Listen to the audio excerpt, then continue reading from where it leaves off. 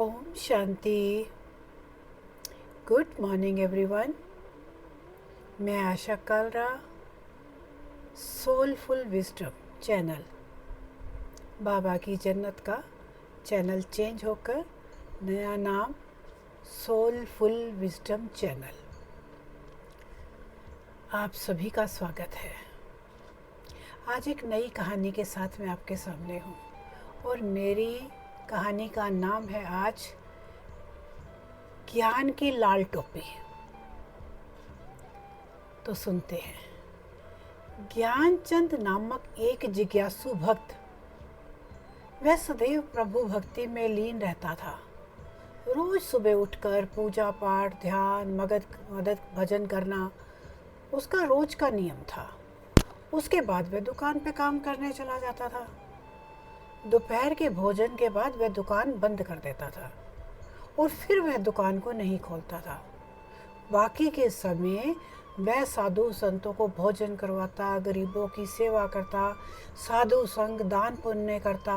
व्यापार में जो भी मिलता उसी में संतोष रखकर प्रभु प्रीति के साथ जीवन बिता रहा था। उसके व्यवहार से लोग बड़े हैरान होते थे, आश्चर्यचकित होते थे और लोग उसे पागल की संज्ञा देते थे कि वो तो पागल है।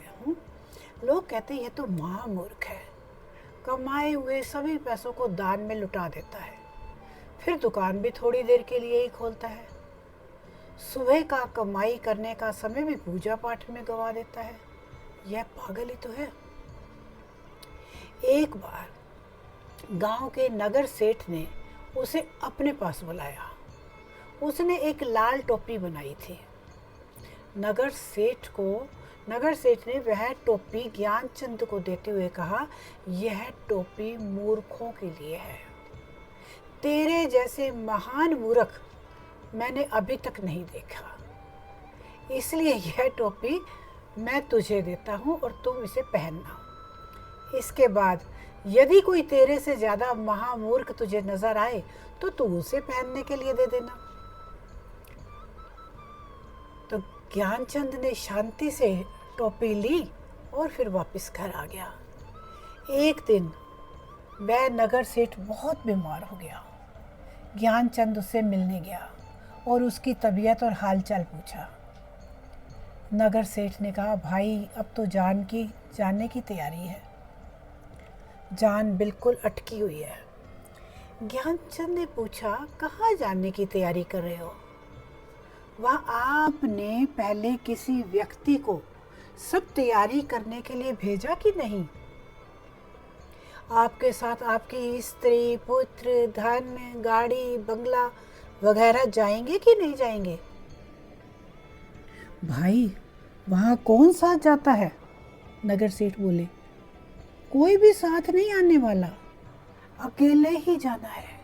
कुटुंब, परिवार, धन दौलत, महल, गाड़ियाँ सब यहीं छोड़कर जाना है। आत्मा परमात्मा के सिवाय किसी का साथ नहीं रहने वाला। सेठ के इन शब्दों को सुनकर ज्ञानचंद ने खुद को दी गई वह टोपी लाल नगर सेठ को वापस देते हुए कहा, यह लाल टोपी जो है अब आप ही रख लीजिए, इसे आप ही पहनिए। नगर सेठ ने कहा, क्यों?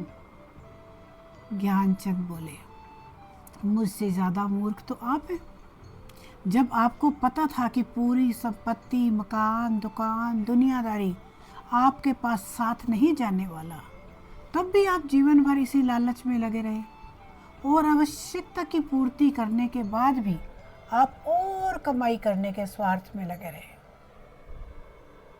शारीरिक भौतिक इच्छा पूर्ति में लगे रहे और कोई सत्कर्म नहीं किया, कोई जरूरतमंद की सेवा नहीं की, ईश्वर की भक्ति नहीं की, भजन नहीं किया, दान नहीं किया, धार्मिक कार्य नहीं किए, धर्म का प्रचार नहीं किया, पर लोग जानने की आपने कोई तैयारी नहीं की। अब आप खुद समझ लीजिए कि सबसे बड़ा मूर्ख कौन है। तो सेठ जी की आंखें खुली। उसको बहुत पश्चाताप हुआ कि उसने तो पूरा समय ही व्यर्थ कर दिया। और जो उसको मूर्ख लग रहा था वो उसे अब बहुत ज्ञानवान लगने लगा। लेकिन समय हाथ से निकल चुका था। तो समय को मत गवाइए, ध्यान रखिए कि कर्म करिए, कर्म करना भी ज़रूरी है, उसके साथ साथ कुछ परमात्मा से मिलिए, कुछ परमात्मा से बात करिए, कुछ समय अपने लिए निकालिए, स्वयं के लिए निकालिए, क्योंकि साथ तो वही जाने वाला है। शुक्रिया। ओम शांति, ओम शांति।